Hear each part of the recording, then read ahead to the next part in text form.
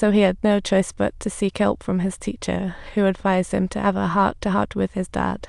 However, Alo looked like he was facing a horror movie, terrified and all. The teacher, eager to help, realized that tackling family drama was beyond his pay grade. He still brought wine to Alo to ease tensions. Yet, every time he spoke, Alo's dad erupted, scolding Alo fiercely, leaving the teacher flabbergasted. The teacher rushed to intervene, only to be questioned by Alo's dad. "What do you want? Steal my son to be his new dad?" The teacher's heart sank, but he certainly didn't dare to admit it, so he awkwardly retreated. Alo's dad escalated, asking, "Want to be Alo's dad? Why?"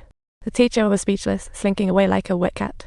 As the teacher was making his way out to escape the tempestuous family dispute, he distinctly overheard the heated argument between Alo and his father at the doorway, thinking to himself, "This family dispute is nothing short of a thrilling climax scene straight out of a musical." Well, it wasn't in the teacher's job description. As class ended, he hurried to find a new job, only to bump into Chris.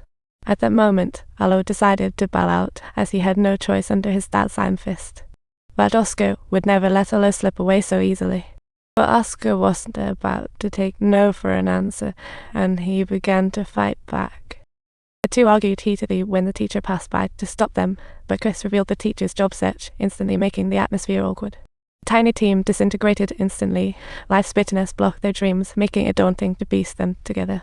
Late at night, the teacher reminisced about his time with those kids. Their struggles left him puzzling for answers, and just then, the female teacher knocked at the door. After a light-hearted chat, the teacher finally bared his long-buried wound. His 3-year-old daughter was in an accident while crossing the street with his wife, and the wife walked away unscathed.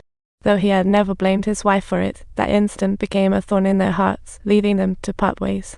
The teacher, struck by heartache, chose to run away from it. It wasn't until he met those kids that he rediscovered his zest for life, realizing he couldn't let them down, no matter how treacherous the path ahead seemed. He then gathered everyone to say, "Yep, all this hard work is for letting our awesomeness shine in the competition. If we don't give it a shot, how many times in life will we actually get to fight like this?"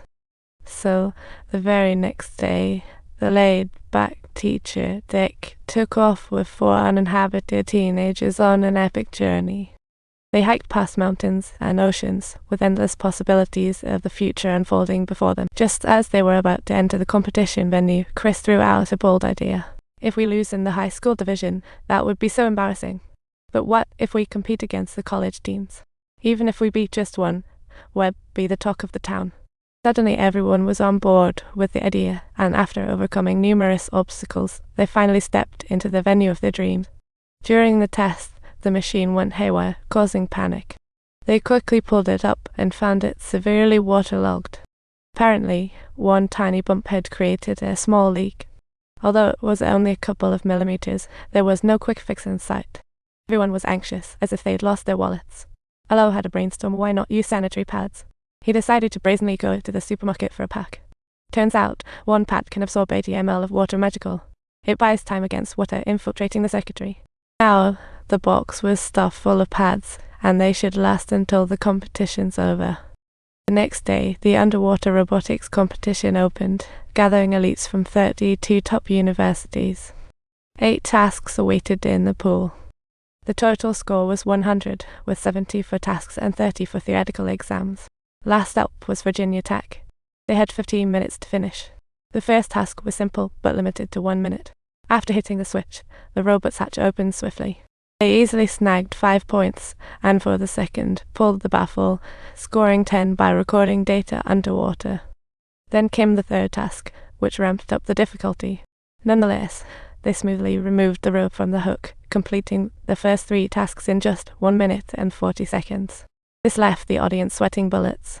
However, in the next moment, Virginia Tech made a blunder and ended up with 80 points. Next up was Cornell University, which made smooth progress and soon reached the 4th task, switching it on to proceed to the 5th and 6th tasks of underwater lifting and temperature measurement. They flawlessly passed the 7th task, but failed the 8th due to a short cable, ultimately scoring 80 points. Then, 29 renowned universities like Stanford and Florida made their appearances. All of them floundered on the final task, with the highest score barely scraping 65 points. At this point, last year's champion, MIT made its grand entrance, instantly capturing everyone's attention. The big, bad, and breast cutting-edge, modular, and jaw-droppingly fast. They became the fastest team to pass the tasks and dominated the underwater lateral distance challenge with an astonishing score of 85, cementing their first place. Seeing this, the teacher quickly rallied, "Don't lose hope. We still have the oral exam." But the moment oral exams were mentioned, the team felt the spirits crash into the ground. Next, Big Bad tackled the toughest eighth task. Thought easy to collect liquid, the thick cable got stuck on a turn, with no success after tries. With 6 minutes remaining, they gave up, calling it impossible, while MIT held the top spot. Next, the Nameless High School took the stage. When the host announced Call Hayden, the audience looked puzzled. Undoubtedly, they had never heard of it, which made the three operators more nervous. They barely finished the first task at the last second, losing 5 points, and the host commentary turned skeptical.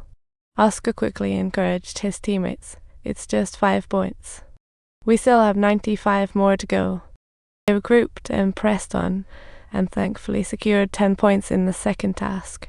However, in the third task, they lost 5 points due to their shoddy robotic arm, yet they stayed calm. As the bell rang, they easily secured 10 points in the fourth task, eliciting warm applause, boosting their spirits. In the underwater measurement, lacking high-tech gear, they used old tapes, losing the feed momentarily after a bump.